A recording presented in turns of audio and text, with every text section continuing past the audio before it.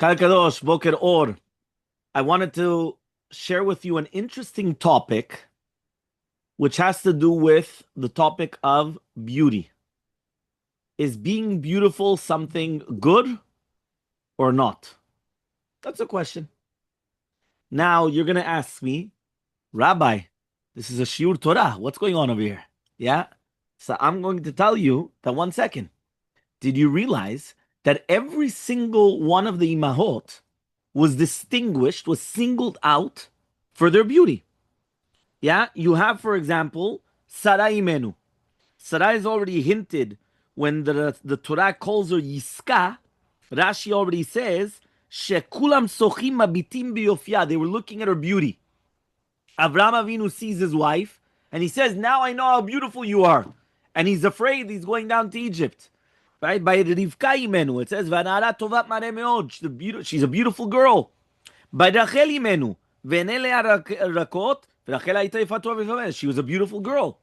So if you're going to tell me that the concept of beauty is not good, so why is it that every single one of the mothers, our matriarchs, were beautiful? Now you're going to tell me, yeah, but it says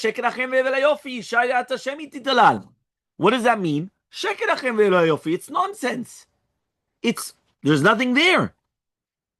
So the question is, so then we have to explain then, right? The Gemara Masechet Ta'anit, at the end, it's a Mishnah, comes on Kavav Mubeh 26b.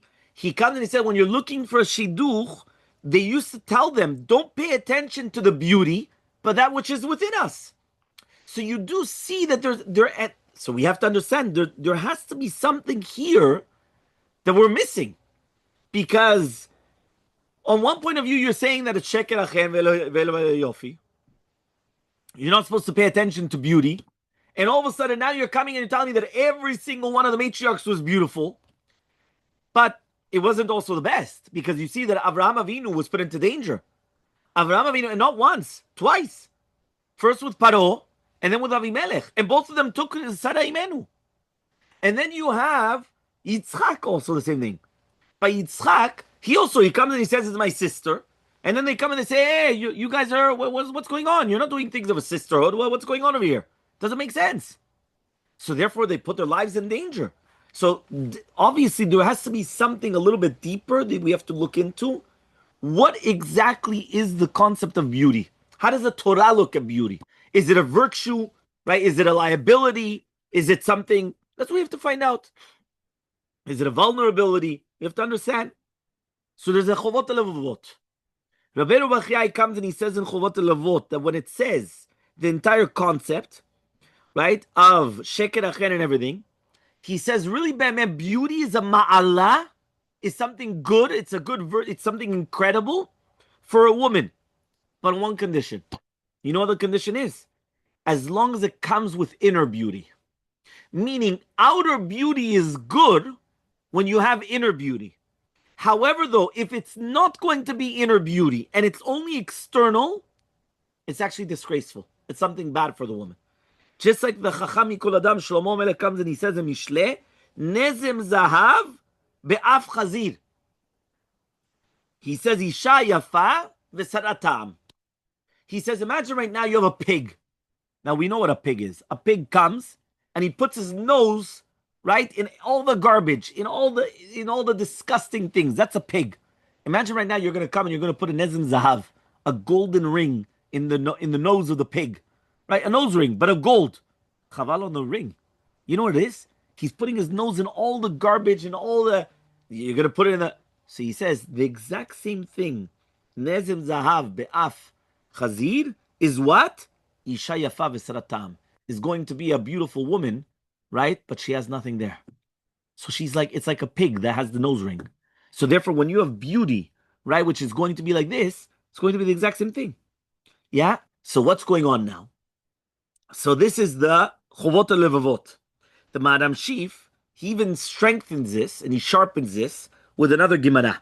The Gemara in Ketubot of Yud Zayin Amud Aleph says, how do you praise a kala? So when you praise a kala, we say kala na'ava chasuda, right? We sing the song Ketzam Nakdim Lifnei Kala. How do you dance in front of the kala? So you tell her, right? Kala na'ava chasuda, The Torah is saying that's the exact same way how we're coming, and we are praising the Imaot HaKadoshot. However, though, even though Sheker HaChemei V'lo Yofi Yishayrat Hashem Titalal, he says, En le'lalel isha, that she's na'ah, only that she's Yirat Hashem, that she's chasudah. So therefore he comes and he says that when you come and you're going to say this, he comes and he says that she's chasudah, that she's a chasidah, that she's a tzadeket. That's what you're going to start praising. And then the yofi is going to be good for her. So you say kala na'ah, she's a beautiful kala, and she's chasudah. The Madam Shif brings in the concept of chen, of beauty, of grace. Why? He says the Gemara Masechet Sukkah, Tav Menteta Mubet says, Amar Rabbi Chama bar Papa, Kol Adam sheyesh alav chen, biyadua shu yirat shamayim. If you find somebody that they have grace, they have yirat shamayim. Meaning certain people, it could be that they're not the most beautiful people in the world, but they have like a certain type of a charm. That charm is called chen.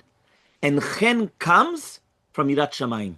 And we see that whether it's going to be from, right, Esther Malka, right, and by others. So now he comes and he says like this, the Maharal Miprag, he's going to even take it to one step further. Because remember, the Chovot HaLevavot just basically told us that if you have inner beauty and outer beauty together, then it's beautiful. And it's good for a woman to be beautiful. But if it's without inner beauty, it's even a disgrace for her. The Madam Shif comes and he says, and that's why we come and we always pray Kala Na'ava Chatsudah, that we praise a Kala, that she's Na'ah and Chatsudah, that she's also a Chasidah, she's a Tzadeket. Right? And that's why he comes and he says that it comes from Chen. But then he comes now, the Maharal, and he says like this, Ma'asim tovim shel Adam yotzrim lo chen, ve'achochma notenet lo yofi. When a person comes and they're going to do certain things, the chochma will give you beauty. So when a person comes and they're acting in Torah and Yirat Shamayim and Ma'asim tovim, it gives them beauty. So he comes and he says, just like it says, Chochmat Adam Ta'ir Panav, the wisdom of a human being is going to enlighten his face. But he says, but without the Ma'asim Tovim, the Chochma, it has to come with Yirat Shamayim. It's not going to be there. So therefore, only somebody that has Yirat Shamayim, you could praise them for everything else, and it's going to come, and it's going to change everything. And that's why he says the Yafim Shabi Yafim of Bnei Mechuzah were called Bnei Geinam, because their faces were like, right, the Shulek Dira, because of the way that they're acting. So listen to this, something incredible that you see. Listen to this. Modern science affirms that our actions and inner states are literally written on our faces. Right? Psychologists and neuroscientists have found that repeated emotional expressions train the facial muscle to adopt certain default patterns. So for example, studies in effective neuroscience show that people who habitually smile, even when not consciously trying to, they develop muscle memory that naturally lifts the corners of the mouth and softens the eyes. Meaning a person that's always smiling, by nature, it starts training the muscles that by nature, it always looks like they're smiling. Because they're always so by nature that happens. Conversely, chronic anger, somebody that always gets angry, or they worry, they get a lot of worries. It strengthens the muscles associated with frowning, eventually etching lines of tension across the forehead and around the mouth. Meaning that you see that only now they're understanding these things with modern science, with the neuroscience scientists and all these things. Like, oh, but it's only coming out now. But we already knew that. Because Chochmat Adam Ta'ir Panav, your actions are written in your face. On everything in your face, your actions are there. So if you're able to see it. So that's what we have to, so it's actually written in our faces. Right? And that's what the Maharal is coming and telling us. That it's something incredible. That everything is actually written on the face. But now we have to go back. Okay, fine. So we explained that beauty is actually something beautiful, especially if it comes with Yirat Shamayim. And so only if it comes with Yirat Shamayim, and also that the chen is coming from Yirat Shamayim, so Ma'asim Tovim, okay. But is it something good or something bad? Because at the end of the day, here you have a danger. We find that also by Megillat Esther. Esther Malka was taken because of her beauty. So therefore, right, you have Esther, you have Sarai Menu twice, right? You have Rivka, right? That you have a lot of. So, is it good or is it not good? What's going on? So listen to this Gemara. Yeah, there's a beautiful Gemara in Mesechet Ta'anit of Kaf Gimel Amud Bet. A rabbi, his name is Rabbi Mani, the son of Rabbi Yonah. He was speaking to his rabbi, to Rabbi Yitzchak ben Eliashiv, and he was speaking about his in-laws. and his in-laws were very, very rich and very powerful. So because of that, they were causing him suffering. Many times when you're going to be supported by the in-laws, you have to swallow a lot of pills, right? So what happens is he's swallowing a lot of things, and the in-laws are so he couldn't take it anymore. So he went and he basically told his Rebbe, listen, I can't.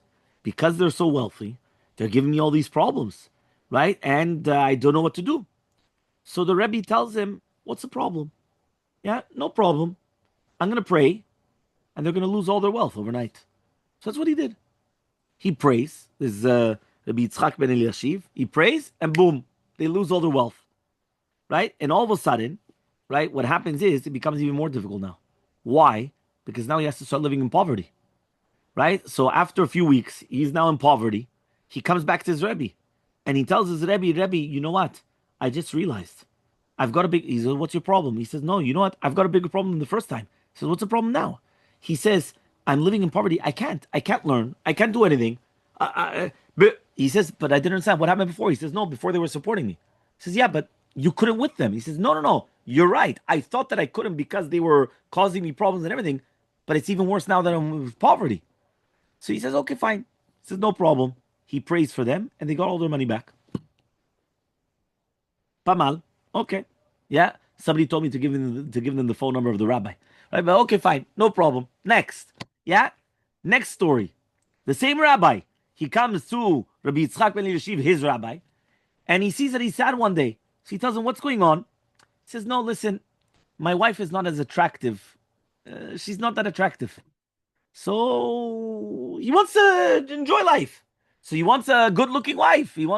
She's not attractive. So he comes and he says, what's the problem? What's her name? He says, her name is Hannah. Hannah, no problem. Hannah tityape. Hannah should become beautiful. And what happened? She became beautiful. Right? So now, that's it. So he thinks his student is all happy. He goes home. Okay, fine. A few days later, he comes back. And again, Kala Tisha B'Av. Again, he's got the Tisha B'Av face. He says, what happened? He says, no, you don't understand. He said, what? He says, what could happen now? He says, no. He says, now it's even worse. He says, now it's worse. I thought you have a beautiful wife. He goes, no, but now she's a gavtan. She's became very haughty.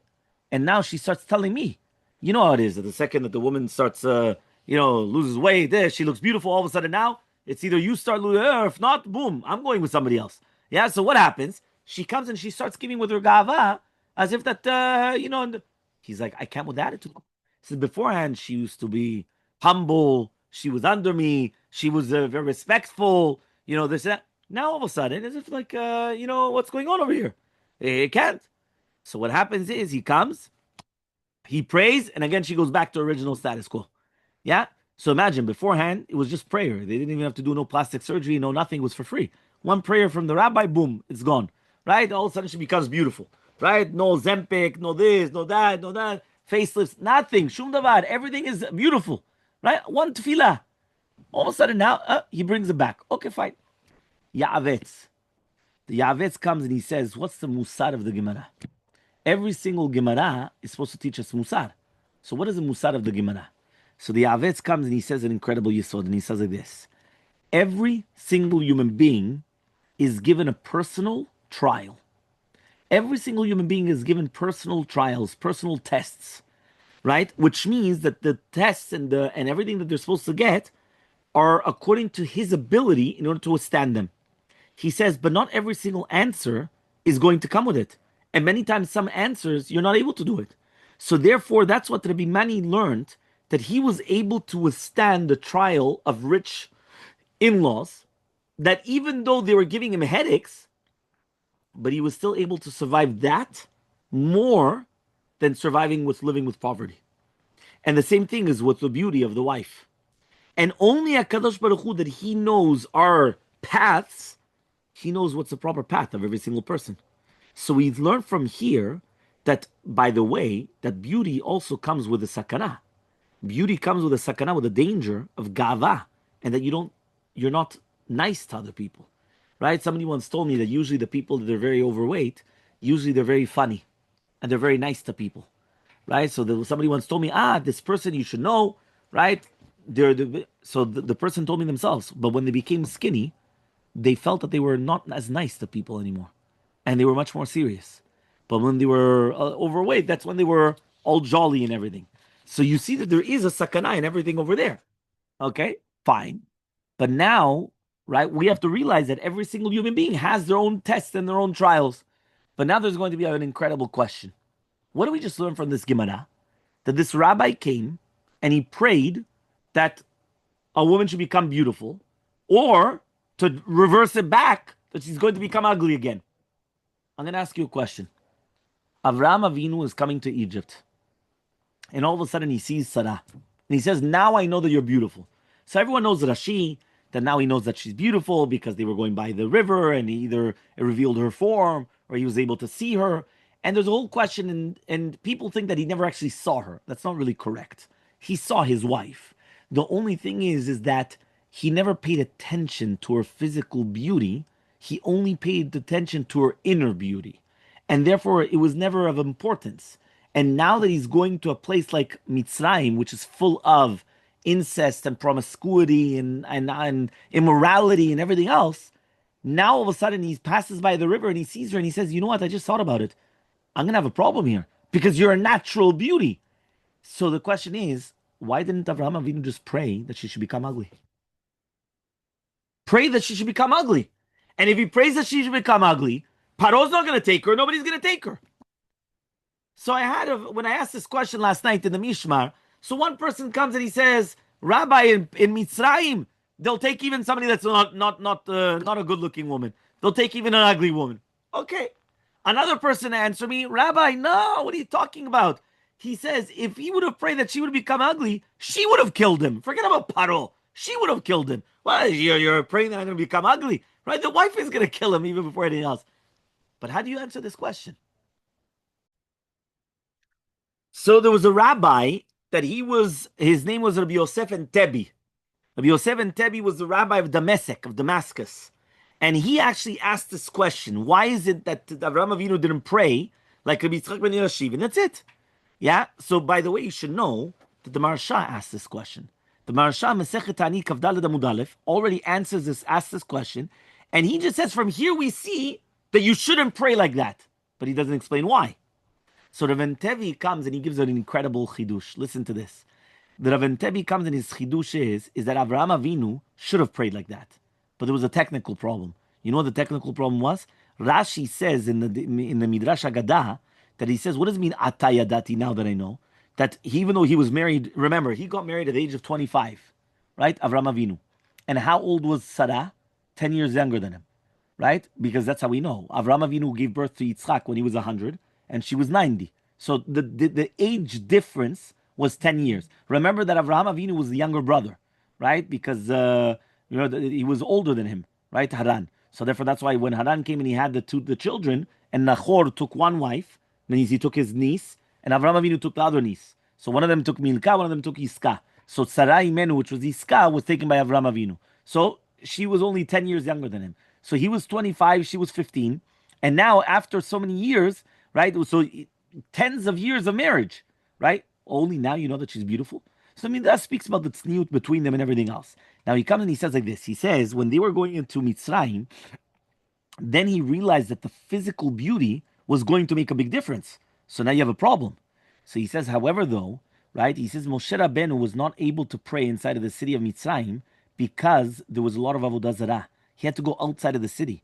So since Avraham Avinu was already here, he couldn't pray because he was already inside the city. Meaning he's already going down into Mitzrayim. Now he can't pray anymore. So it's already too late. So because it's too late, that's why he didn't pray on her. Now, this is a beautiful answer, but there's still a question. So what happened with Avimelech then? Right? So now, according to the Maharsha, you're not supposed to pray like that. That's it. But he doesn't explain why.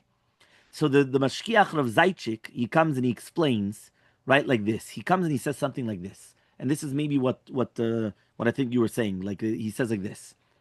Yofi is the sod of Sodota Yitzira, meaning beauty is the secrets of creation. And there's a lot of deep things. When Avraham Avinu didn't want to pray, he didn't want to change the nature, right? Which she was born with a physical beauty as well.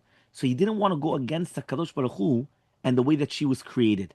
Now, why exactly? So why do we say that the Imahot were so beautiful? So he comes and he says like this. He says, the Maharal comes And he explains like this: every single human being is brought into this world to complete and to fulfill, right, to perfect two different portions, shlemut guf and shlemut nefesh, the body and the neshama. Some people they came, right, that basically that they're not going to be complete, so therefore they have to come and they have to complete themselves. Sometimes they get the nefesh which is not complete, they have to complete that, but the guf is perfect. So it depends on what the person is. Each person has their own nisyonot and their own trials and their own right, their own combats and their own everything that they have, their own challenges, as they say, right? And they have to come and they have to fight against it. So he says, do you know that beauty in itself could be used for the best, and beauty could be used for not the best? So I actually brought down the Orach Chaim HaKadosh.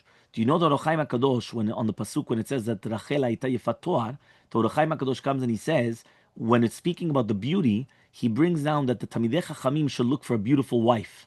Why? Keneged the Yetzer Hara. He says, why? He says that even though Yaakov Avinu came above and now he didn't need to have all these things, he was above the Yetzer Hara, but it's teaching us that you want a beautiful wife in order not to put your eyes in other things as well. So that's what the Orach Chaim HaKadosh comes and he says on that pasuk. But we did mention that the outer and the inner many times are connected. This is going to come with another shiur that we'll give Bli Neder one day, something very, very beautiful. Do you realize that Eliezer Eved Avraham, he looked like Avraham? Eliezer looked like Avraham Avinu. Not only did Eliezer look like Avraham Avinu, because it says that we could speak about a Bli Neder when it comes to the parasha of Betuel, because it says over there that they went and they ran to give him food and everything because they thought that he was Avraham. And then he came and he said, I'm not Avraham, I'm Eved Avraham Anochi, I'm the servant of Avraham, but I'm not Avraham. They thought he was Avraham because he looked like him. Who else looked like Avraham Avinu? Lot. Lot, his nephew, looked like him. And that's why when he was captured, it was a Chilul Hashem, people were going to say Avraham Avinu was captured. So he had to go fight them to take him out to make sure that he wasn't captured. So Lot looked like him. Who else looked like Avraham Avinu? Yitzchak. Yitzchak looked like his father. So you have a lot of people that they were very similar in appearance, even though the Yesod was that there's two different types of appearances. One appearance is a natural appearance because of family. So therefore, obviously, Lot looked like his uncle because they looked alike. But there's another one which is because of their virtues, because of the Maasim Tovim, because of the Tzaddik. And Eliezer Eved Avraham, even though Eliezer came from Nimrod, and Nimrod comes from Cush and everything, and all his facial expressions changed to look like Avraham Avinu because he was just like a tzaddik, just like Avraham Avinu. He became a tzaddik like Avraham Avinu. Remember that Nimrod gave his servants to Avraham Avinu, which is basically his own son. Basically, he gave him to Avraham Avinu. So therefore, Eliezer became one of the holy people, and that's how we know from later on that he actually chose a wife for Yitzchak and all the good things that he did, and he became Baruch, and he went alive in Gan Eden, he never died, and everything. This is Eliezer of Avraham. So sometimes, that means the inner and the outer, many times are connected. The inner beauty shines forth and will change the light upon the outer beauty. However, though, sometimes beauty is actually used in the negative. How's it going to be used in the negative? Listen to this Gemara in Tanit. The Gemara says on Rabbi Yosef min Yukrat that he had a beautiful daughter. One day he's coming and he finds somebody that he's trying to come and to be a peeping Tom that is looking through to see the daughter. So he comes and he tells him, what are you doing here? So he says, Rebbe, if I don't have the zechut to marry your daughter, at least I should be able to see her. Right? I can't get married to her, fine, but at least I could see her. So I made this hole, and now I'm able to look through it, I'm able to see. So says Rabbi Yosef to his daughter, my daughter, you're causing everybody to suffer. Go back to your creator, go back to your dust, which means that she should die. And what happened? She dropped dead. She died. So his own daughter died. Yeah? On this Gemara, the Marsha comes and he says, why did Rabbi Yosef look at the yofi of his daughter that is causing people to come and to lose? Why didn't he just pray that she should become ugly? Right? And again, says the Marsha, because Avraham Avinu, we learned that you're not supposed to pray for there. So from there, the Marsha brings that you see that whether it's going to be Avraham Avinu, whether it's going to be this Rabbi Yosef in the Minukrat, or whatever it is, you're not supposed to pray that a person should become ugly, right? However, though, right, so we come and we see, though, that she has a mission in life. And her mission, if she cannot fulfill that mission and she's going to be a cause of distress for other people, so therefore her beauty was actually something negative, because it was going to cause negative for other people. So therefore, that's the question that we ask. Now, the truth is, though, that if you actually think about it, we actually could ask, why didn't we do the opposite? Why didn't he pray that the other person should die? The Rasha. Why is it the daughter? What did the daughter do? Right? What did now again? If it's going to be that she wasn't snua, so then okay, fine, maybe because she wasn't modest. So okay, so he's going to come and he's going to pray such a thing. But here it doesn't say that. She would have been 100% snua. So there's actually a beautiful Rama Mifano. Rabbi Menachem Azaria Mifano, he's in Shara Gilgulim. He comes and he explains something incredible. Listen to this, to do with Gilgulim. He says the reason why Rabbi Yosef was like that was because the son and the daughter of Rabbi Yosef, right? Was because they were Gilgulim of Amnon and Tamar, the children of David Melech. And the reason why is because the first time around, David Melech was not makpid on their children. And because of that, it caused the problems. Remember that Amnon and Tamar were half sisters, half brother, half sister. They were from different mothers. And what happened is that Amnon really wanted to get married to Tamar, to his half sister. And obviously nobody was going to let. So he played sick. And then Tamar, right, came and she was going to serve him food. And then he went and he violated her. Because he went and he violated his own half sister, her real 100% brother, right? Because that means from the same father and mother, from David Melech and from the mother, Avshalom came and he killed Amnon. And he killed Amnon. So there was a huge, big, problem from within the family of David Melech that one half brother violates a half sister. That brother, the full brother, kills the other half brother. It becomes a big, and from then David Melech came and he made a gezerah, decree that even you're not allowed to do yichud with a non-married woman. Because once upon a time, you're only not allowed to seclude yourself with a married woman. But a not married woman, there was no problem. Why? Worst case scenario, get married to her. What's the problem?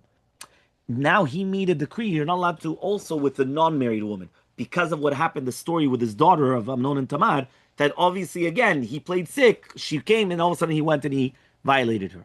So what happens is that he says, in order for him to fix it, he had to fix it up. He had to be extra strict with his daughter, right? To show that you have to be even extra strict. So he went and he said, this is how he's doing it. By doing that, he was able to fulfill what they needed to fulfill in this world, which is an incredible just answer to answer of that case.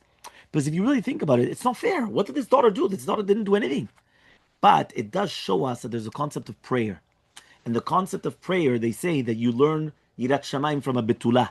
Why do you learn from Yirat Shamayim from a Betula? Because there was a Betula, there was a virgin that always used to pray, HaKadosh Baruch Hu, please make sure that I'm not going to be a stumbling block for men, that they will look at me. Meaning that the woman would come and pray that my beauty should only be for my husband and not for anybody else, and not that it's going to be a stumbling block for other people. So therefore you see from here that there was such a concept that you're learning Yirat Shamayim from there. So if we're going to sum up the shiur, if somebody's going to ask you right now, is beauty something good? 100% beauty is something good. Only if it comes together with inner beauty. Inner beauty with outer beauty is actually incredible. It actually enhances it. And that's what the Talmidei Chachamim are supposed to look for. And that's what's actually good. That's why all the imahot that they were born and they were supposed to make the coming of all of Am Yisrael, they were all beautiful. Because beauty is something incredible. Can you change beauty? Of course. The Chokhmat Adam Ta'im Panav. First of all, you have chen. Chen is the grace which a person has through Yirat Shamayim. It brings beauty. And that's why you could have a chut shel chesed on Esther, that even though one opinion says that she was even pale, and she was like jaundice, like a yellowish, but she was beautiful. But she had a chut shel chen. She had chesed coming down upon her. She looked beautiful. It's something that enhances it. That's chen. It comes from Yirat Shamayim, from fear of Hashem, and it comes from our actions, masim tovim. Is it actually something good? Obviously, every single person, right, they have certain challenges. And HaKadosh Baruch Hu gave you those challenges in order that you're able to come and to able to fight them. So therefore, when the person comes and he wanted to start praying, he wants the in-laws to be poor instead of being rich, or the wife to be beautiful instead of... It's not. Now, are there dangers? For sure they're dangerous. You see the danger. One danger is a gava issue. Second, a woman is going to be too beautiful. She's going to be very haughty. Or she might start saying things against. So it's going to be haughty. It's not going to be good. Then you're also going to have the other factor. What is also going to be the other factor? That it was actually dangerous. Look what happened. Esther Malka was taken by Achashverosh. Sarah was taken twice. Once by Avimelech, once by Paro. Rivka was almost taken. Right? Why? Because it's dangerous. Beauty. So you have to be careful with it. But a person should always realize that the beauty, inner beauty, is always going to reflect on the outside. And that's what we said by the modern science and the neuroscientists and the psychologists and everything, that they're going to say that if a person's always going to have the smile on their face, they're always going to be smiling. They're always going to have it there. Because it actually shows what's going to happen on the inside. But that comes from inner beauty. So we always have to work upon our inner beauty to change our outer beauty to make it beautiful, but then be'emet, it is actually beautiful when a person will have outer beauty, as long as it connects with the inner beauty that's going to be inside of them.